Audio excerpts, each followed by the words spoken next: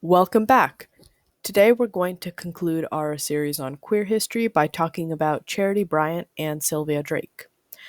And we're going to be thinking about the question, how has being queer in America affected people's social opportunities? So I just want to start off with this quick do now. What is marriage? Who gets married and why? Is it a legal contract or something else? Is the government ever involved?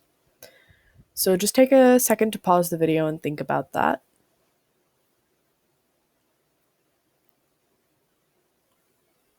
Okay. So marriage historically has been viewed as a contract between two people. Um, and it's basically a contract that results in you being legally tied together and having rights to each other in certain ways. Um, Typically, nowadays, people who are in love get married. But there's also different standards for marriage around the world. So there's arranged marriages to have children. Historically, marriage has been a way for a woman to have financial security and stability, or it's been used as a way to tie a business contract between her father and another man. So, plenty of people get married for different reasons. Some people get married for the tax benefits. Like, there's lots of different reasons to get married. But when you boil it all down, marriage is a legal contract tying you two together.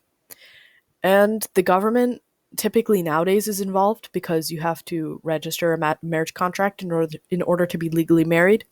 But historically, as long as the people around you recognize the marriage, you didn't have to involve the government.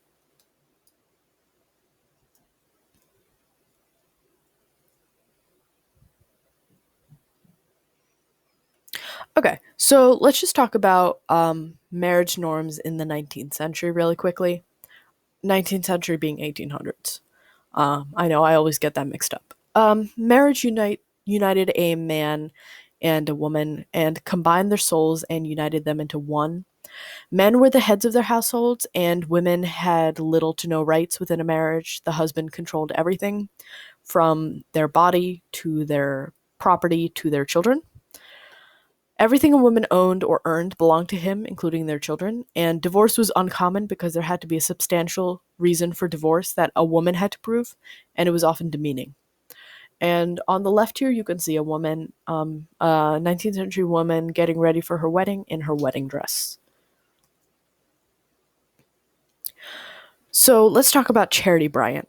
Charity Bryant was born May 22nd, 1777, in North Bridgewater, Massachusetts. She began working as a teacher in 1797, where she formed a deep relationship with Lydia Richards, for whom she wrote romantic poetry for. She pledged to never get married and instead devoted herself to her poetry. In 1807, she went to visit her friend Polly Hayward in Weybridge, Vermont. She became smitten there with Hayward's sister, Sylvia Drake, and rented a room while she wooed Sylvia. On the right here, you can see shadow art of Sylvia and Charity.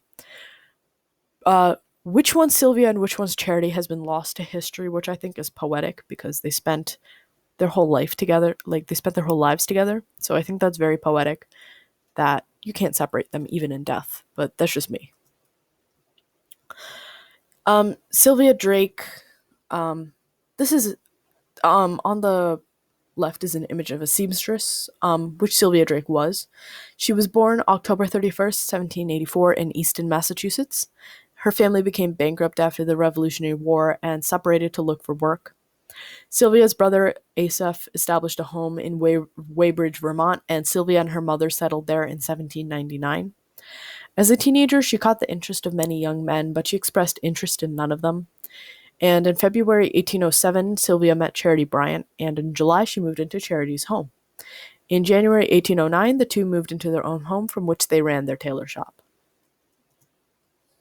Their relationship. So the two were married, quote unquote, married for 44 years from their meeting in 1807 to Charity's death in 1851. They were well respected members of the community and leaders of the church, and their relationship was an open secret.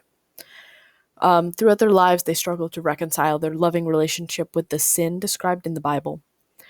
Charity took the traditional role of the husband. She was listed as the head of household and took the traditional male roles in a marriage. So she took care of um, providing for Sylvia. She went out whenever they had to work. She talked to the men when they entertained, and Sylvia talked to the women. Sylvia cooked. Charity did male chores like working on the house and building parts of their house, things like that. Sylvia took the role of the wife. She was subservient to Charity and took care of her as wives took care of their husbands. She cooked. She did the cleaning. When children were over, she took care of them. She spoke to the wives when they were entertaining, things like that. Both women suffered from poor health, and Charity died of a heart attack on October 6, 1851. Sylvia died on February 13th, 1868, and the two were buried together and share a headstone, which you can see here on the right. So I just want to end with a exit slip. Why do you think Charity and Sylvia's relationship was so wholly accepted by the community? Do you think they would have treated them differently if they were men? So just pause the video real quick and take a second to think about these questions.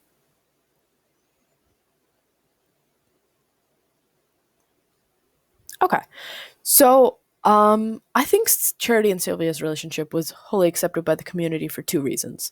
First, they were very religious and very outwardly so. They were very prominent and active in their local Puritan community. They attended church and they were leaders of the church. So, because they were community leaders, the community kind of ignored the supposed sin that they were doing because they were so religious. And so it seemed impossible for them to be sinning the whole time. Secondly, because women at the time were seen as sexless beings, society didn't think it was possible for two women to have sex. So they weren't threatening. They weren't threatening the patriarchal structure. They weren't threatening any of that. So they were allowed to live peacefully together. They definitely would have been treated differently if there were men. There have been accounts of men being prosecuted for sodomy at this time and being killed for it, either through hanging or tarring and feathering or stoning to death around the same area, especially in New England. So if they were men, they definitely would have been more threatening, and I think that it would have been seen as more sinful. So they would have been treated much more negatively if they were men. Once again, thank you for watching this video. I will be linking the primary source document in the description of the video, and I hope to see you again in the next video.